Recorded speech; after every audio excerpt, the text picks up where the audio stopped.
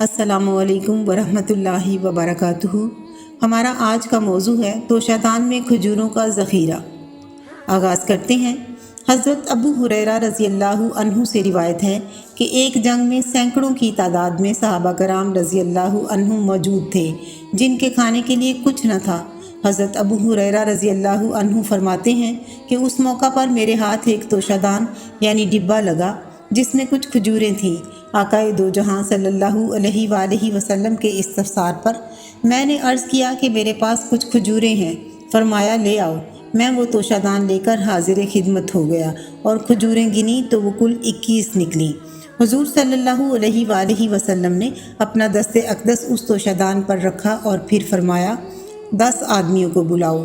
میں نے بلایا، وہ آئے اور خوب سیر ہو کر چلے گئے۔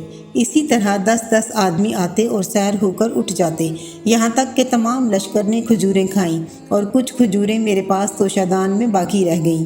آپ صلی اللہ علیہ وآلہ وسلم نے فرمایا، اے ابو ہریرہ، جب تم اس توشادان سے کھجوریں نکالنا چاہو ہاتھ ڈال کر ان میں سے نکال لیا کرو، لیکن توشادان نہ انڈیلنا۔ حضرت ابو ہریرہ رضی اللہ عنہ فرماتے ہیں کہ میں حضور صلی اللہ علیہ وآلہ وسلم کے زمانے میں اس سے کھجوریں کھاتا رہا اور پھر حضرت ابو بکر صدیق، حضرت عمر فاروق اور حضرت عثمان غنی رضی اللہ عنہ کے پورے عہد خلافت تک اس میں سے کھجوریں کھاتا رہا اور خرچ کرتا رہا۔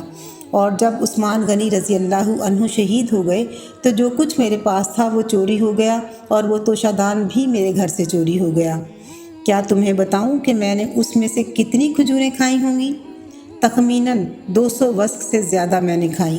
یہ سب کچھ حضور صلی اللہ علیہ وآلہ وسلم کے دست اقدس کی برکتوں کا نتیجہ تھا کہ سیدنا ابو ہریرہ رضی اللہ عنہ نے اس توشادان سے منوں کے حساب سے کھجوریں نکالیں، مگر پھر بھی تا دم آخر وہ ختم نہ ہوئیں۔